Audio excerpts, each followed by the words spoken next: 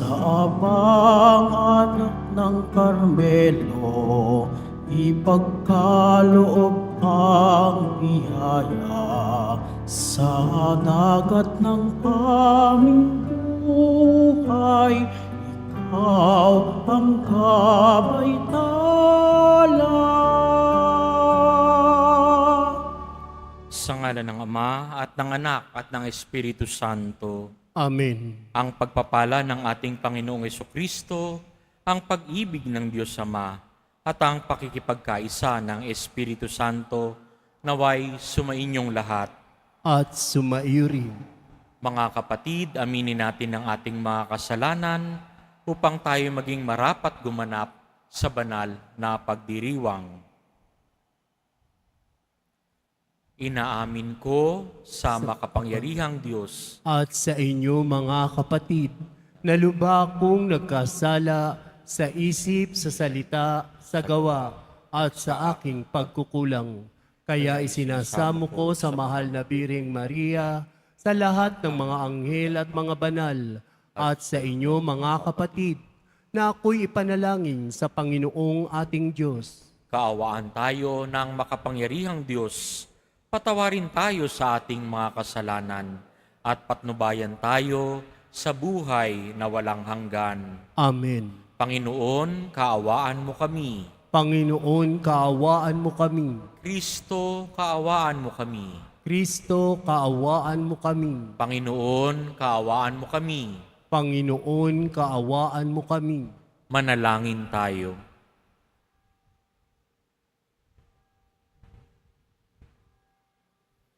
Ama naming makapangyarihan, loobin mong kami tuwangan ng banal na panalangin ng mahal na Birhen. Sa tulong nito, kami naway pagindapating makasapit sa banal na bundok na si Jesucristo, kasama ng Espiritu Santo, magpa sa walang hanggan. Amen. Magsiupo muna ang lahat. Pagbasa mula sa aklat ng Eksodo. Noong mga araw na iyon, si Moises ay nag-aalaga sa kawan ng biyanan niyang si Jethro. Minsan, itinaboy niya ang kawan pabagtas ng disyerto at nakarating siya sa Horeb, sa bundok ng Diyos. Doon, ang anghel ng Panginoon ay napakita sa kanya parang ningas sa gitna ng isang mababang punong kahoy. Kitang-kita ni Moises na nagliliyab ito, ngunit hindi nasusunog. Kaya't nasabi niya sa kanyang sarili, "Kataka-taka ito. Tingnan ko ngang mabuti kung bakit di nasusunog gayong nagliliyab." Nang lalapit si Moises, tinawag siya ng Panginoon buhat sa nagliliyab na punong kahoy. "Moises, Moises." "Ano po iyon?" sagot niya. Sinabi ng Diyos, "Huwag kang lumapit. Hubarin mo ang iyong sandalyas sapagkat banal na dako ang kinaruruanan mo, kinatatayuan mo. Ako ang Diyos ng iyong mga magulang, nina Abraham, Isaac at Jacob." Tinakpan ni Moises ang kanyang mukha, pagkat natatakot siyang tumingin sa Diyos. "Naririnig ko ang daing ng aking bayan, at alam ko ang pang-aaping ginagawa sa kanila ng mga Ehipsyo. Kaya papupuntahin kita sa paraon upang ilabas mo sa Ehipto ang aking bayan." Sumagot si Moises, "Sino po akong haharap sa paraon at maglalabas ng bayang Israel mula sa Ehipto? Huwag kang mag-alala. Hindi kita pababayaan. At ito ang magiging katibayan na ako ang nagsugo sa iyo. Sa bundok ding ito, sasambahin ninyo ako kapag nailabas mo na sa Ehipto ang aking bayan. Sabi ng Panginoon.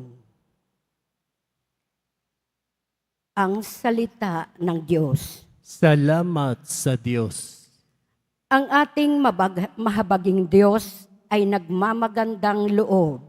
Ang ating mahabaging Diyos ay nagmamagandang loob. Panginooy papurihan. Purihin mo kaluluwa. Ang pangalan niyang banal, purihin mo sa tuwina. Ikaw aking kaluluwa, ang Diyos ay papurihan at huwag mong lilimutin yaong kanyang kabutihan. Ang ating mahabaging Diyos ay nagmamagandang loob. Ang lahat kong kasalanay, siyang nagpapatawad. Ang anumang aking sakit, ginagamot niyang lahat. Sa bingit ng kamatayan, ako ay inililigtas at pinagpapala ako sa pag-ibig niya't habag. Ang ating mahabaging Diyos ay nagmamagandang loob. Ang puon ay humahatol, ang gawad ay katarungan. Natatamo ng inapi ang kanilang katapatan, karapatan. Ang balangkas niya't utos kay Moises ibinilin ang kahangahangang gaway na saksihan ng Israel. Ang ating mahabaging Diyos ay nagmamagandang loob. Magsitayo na po ang lahat.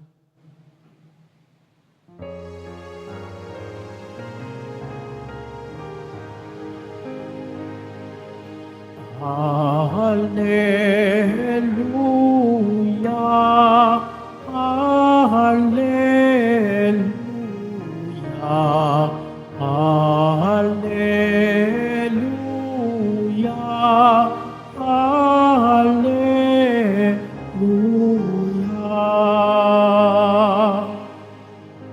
Papuri sa Diyos Ama,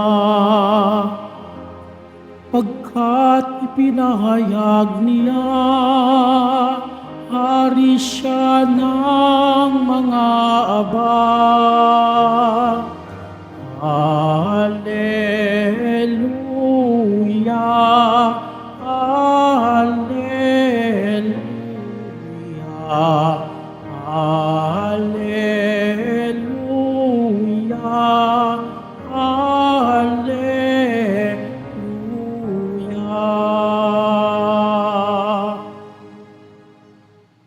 Sumainyo ang Panginoon, At sumaiyo rin. ang pagpapahayag ng mabuting balita ng Panginoon ayon kay San Mateo.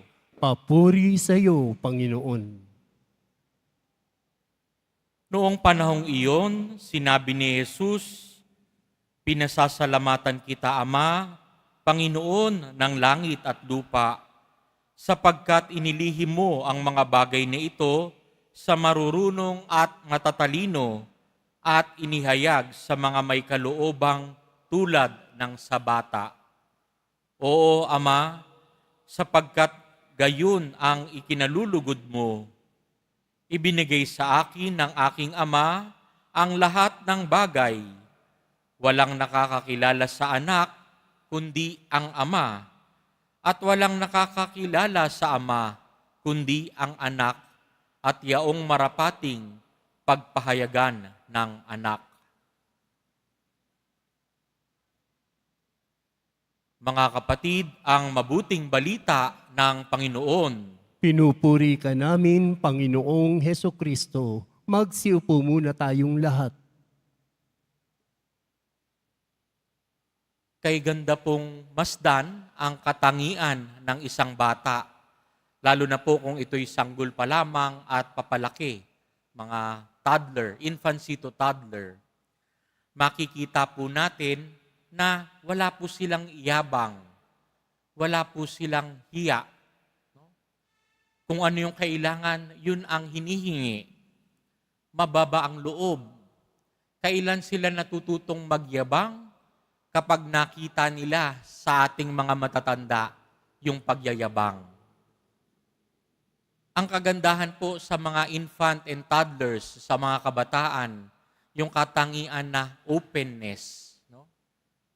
Pagiging bukas at pagiging payak. Ibinibigay ng Diyos ang sikreto niya sa mga taong ganito. Hindi sa mga may kapangyarihan, hindi sa mayayaman, hindi sa matatalino. Kasi mas kailangan yung nakikinig at sumusunod sa Diyos. Kaya doon ibinibigay ng Diyos ang kanyang sikreto.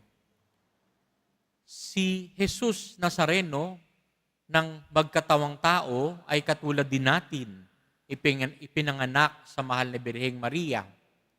At ganun din siya, naging bata rin, naging bukas din, naging willing to train, willing to be trained. No? Ganyan po ang katangian ng mga bata. Kaya nga po, magandang balik-balikan yung tinuturo sa atin ng ating mga magulang. Mangyari hindi siguro na ituro sa klase na yung good morals and right conduct. No?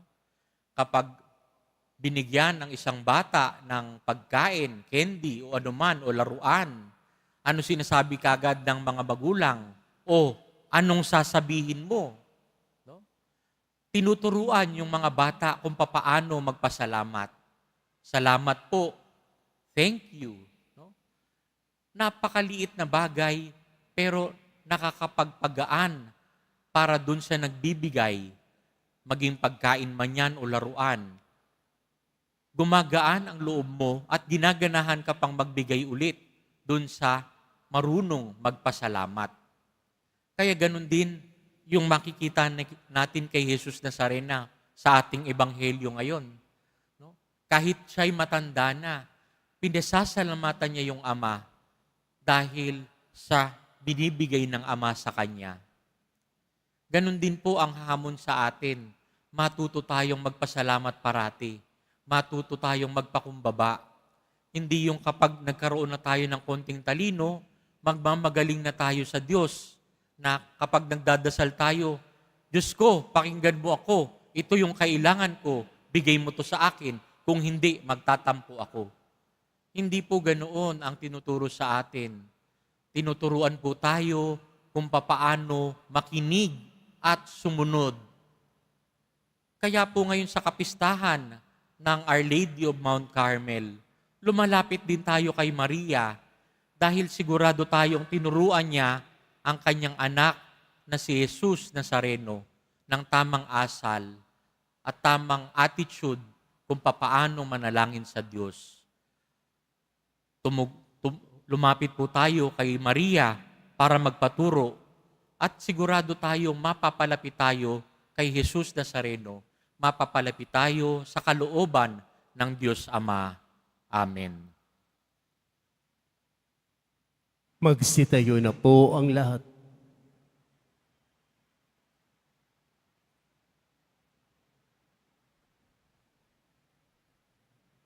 Minamahal kong mga kapatid, manalangin tayo sa Diyos Ama habang pinararangalan natin si Maria, ang Birhen ng Carmel. Ang ating pong itutugon sa pamamagitan ng mga panalangin ni Maria, basbasan mo kami, O Panginoon. Sa pamamagitan ng mga panalangin ni Maria, basbasan mo kami, O Panginoon. Tayo naway magbahagi ng pananampalataya ni Maria at sundin ang kalooban ng Diyos ng may kagalakan. Manalangin tayo. Sa pamamagitan ng mga panalangin ni Maria, basbasan mo kami, O Panginoon.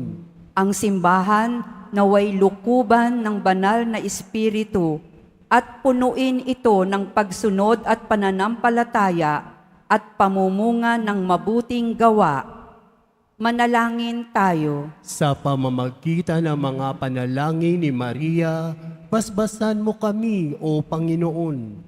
Kung paanong naging tirahan ng salita ang katawan ni Maria, naway parangalan din natin ang ating mga sariling katawan bilang templo ng banal na Espiritu. Manalangin tayo. Sa pamamagitan ng mga panalangin ni Maria, basbasan mo kami, O Panginoon. Ang ating buhay naway ilaan natin sa pag-aaral at pagninilay ng salita ng Diyos. Manalangin tayo. Sa pamamagitan ng mga panalangin ni Maria, basbasan mo kami, O Panginoon. Ang mga namayapa naway makatagpo kay Maria ng isang tunay na kanlungan. Manalangin tayo. Sa pamamagitan ng mga panalangin ni Maria, basbasan mo kami, O Panginoon.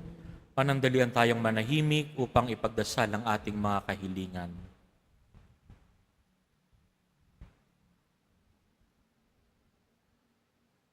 Ama naming nasa langit, ipadala mo sa amin ngayon ang banal na Espiritu upang marinig namin ng may pananampalataya ang iyong salita at tuparin ito sa aming buhay. Pagkalooban mo kami ng mga pusong nalulugod at sumusunod sa iyong mga banal na kalooban. Hinihiling namin ito sa pamamagitan ni Kristo na aming Panginoon. Amen. Magsiupo muna ang lahat.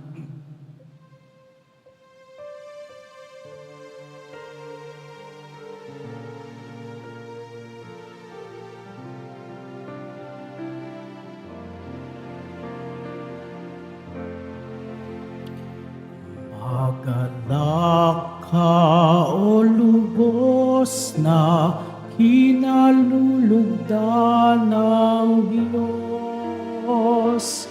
Ang Panginoon ay sumasa iyo.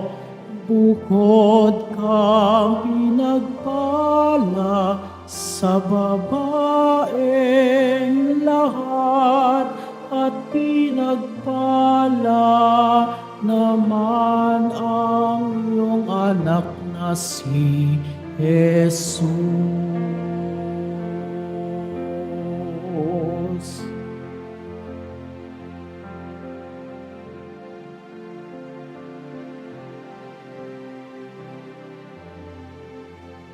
Magsitayo na po ang lahat.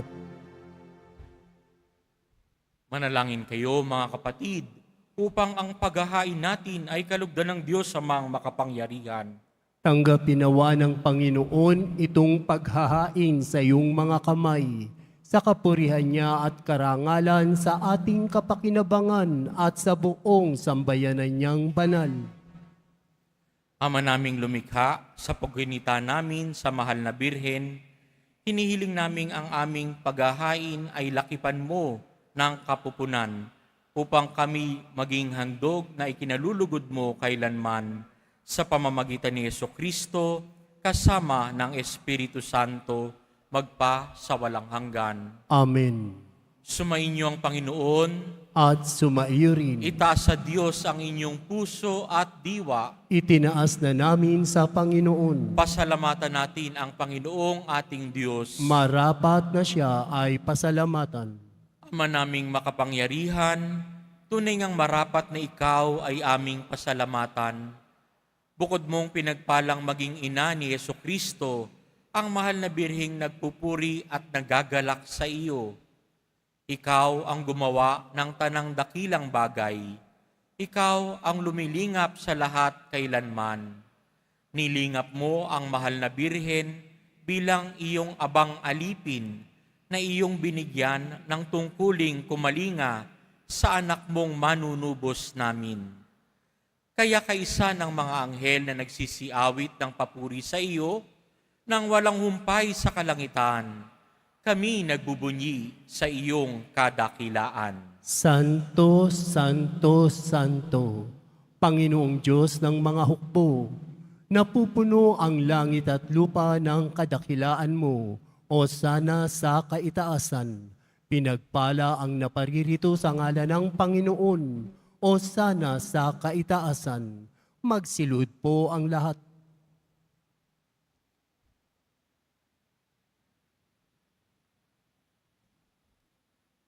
Ama naming banal, ikaw ang bukal ng tanang kabanalan, kaya't sa pamamagitan ng iyong Espiritu, gawin mong banal ang kaloob na ito upang para sa aming maging katawan at dugo ng aming Panginoong Hesukristo. Bago niya pinagtiis ang kusang loob na maging handog, hinawakan niya ang tinapay, pinasalamatan kaniya. Pinaghati-hati niya iyon, iniabot sa kanyang mga alagad at sinabi, "Tanggapin ninyong lahat ito at kanin. Ito ang aking katawan na ihahandog para sa inyo."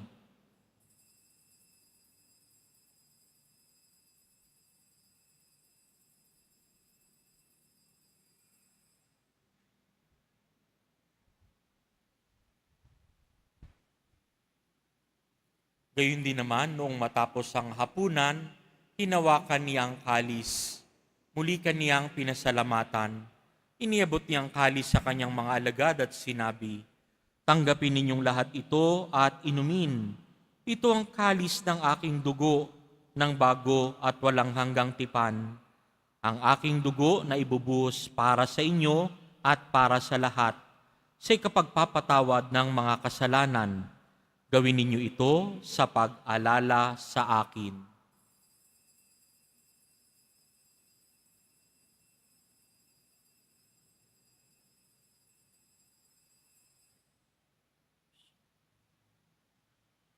Magsitayo na po ang lahat.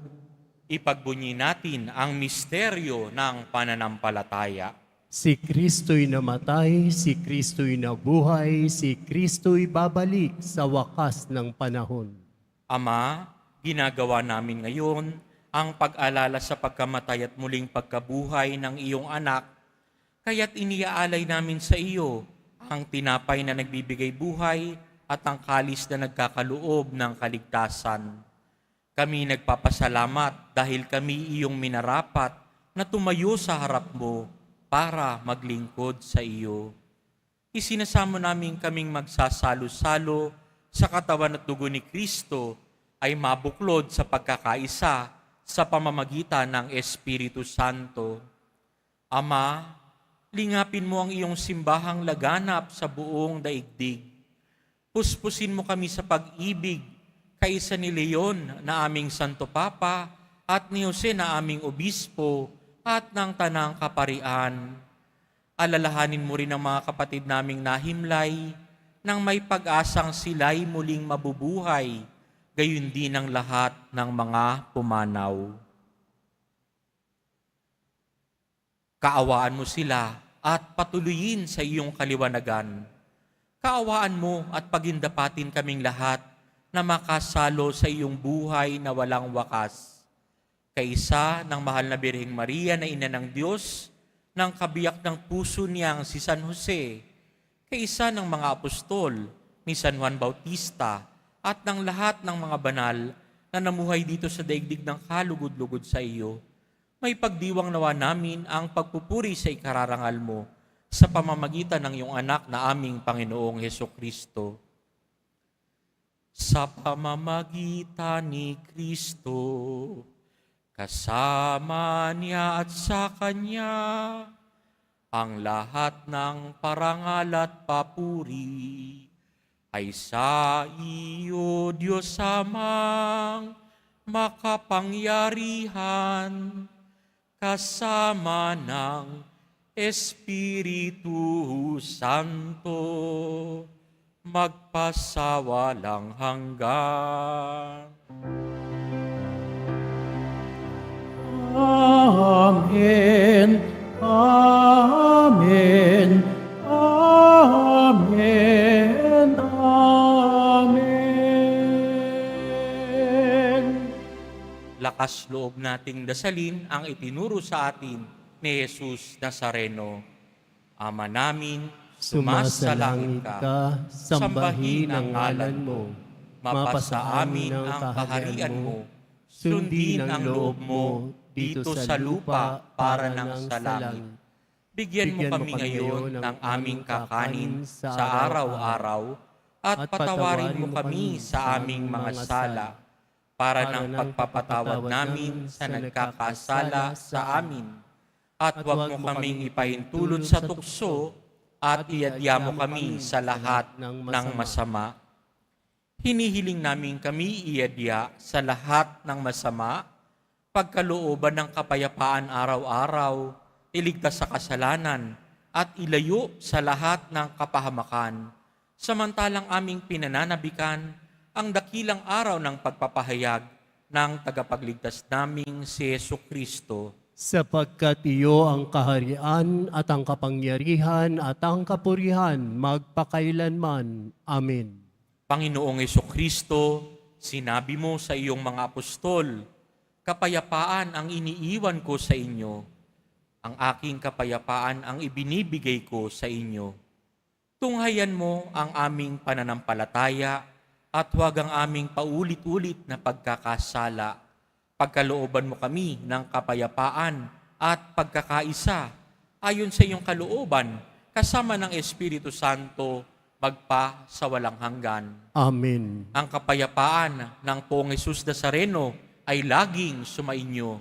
At sumaiyo rin. Magbigayan kayo ng kapayapaan sa isa't isa.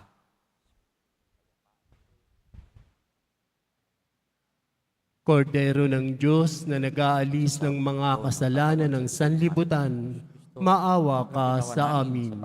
Kordero ng Diyos na nag-aalis ng mga kasalanan ng sanlibutan, maawa ka sa amin. Kordero ng Diyos na nag-aalis ng mga kasalanan ng sanlibutan, ipagkaloob mo sa amin ang kapayapaan. Magsilud po ang lahat.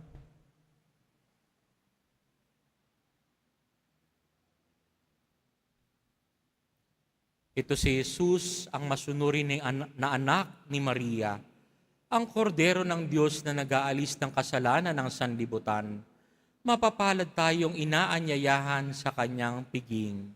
Panginoon, hindi ako karapat-dapat na magpatuloy sa iyo, ngunit sa isang salita mo lamang ay gagaling na ako.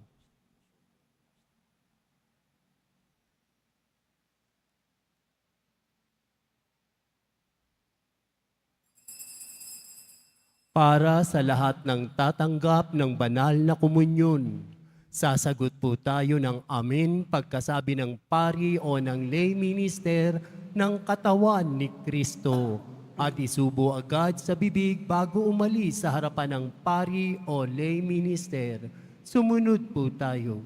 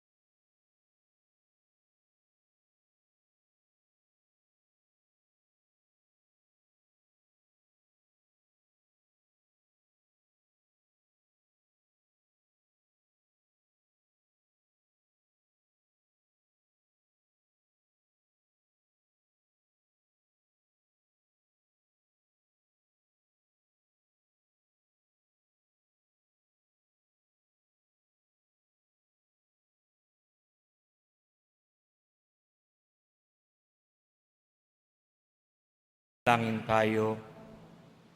Ama naming mapagmahal, ang aming pagsasalo sa haing nagbibigay buhay sa pagunita namin sa mahal na ina ng iyong anak ay magdulot nawa sa amin ng iyong kagandahang loob upang lagi naming madama ang iyong paglingap sa pamamagitan ni Jesucristo kasama ng Espiritu Santo magpa sa walang hanggan. Amen. Sumainyo ang Panginoon. At sumaiyo rin. Yumuko para sa pagbabasbas. Mahal na Poong Jesus Nazareno, inihayag mo sa pamamagitan ng krus ang walang maliw na pag-ibig ng Diyos sa sangkatauhan.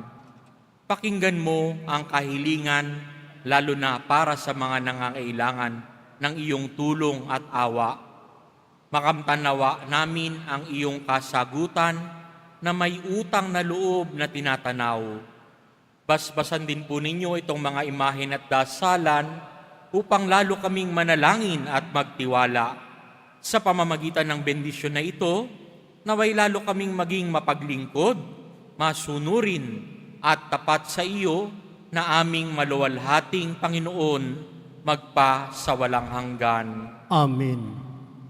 At pagpalain kayo ng makapangyarihang Diyos, Ama, Anak, at Espiritu Santo.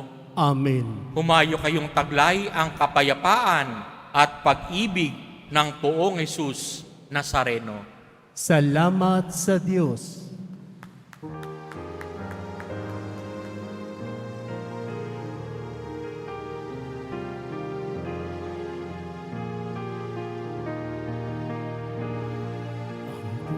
Puso ko'y nagpupuri, pupuri sa Panginoon.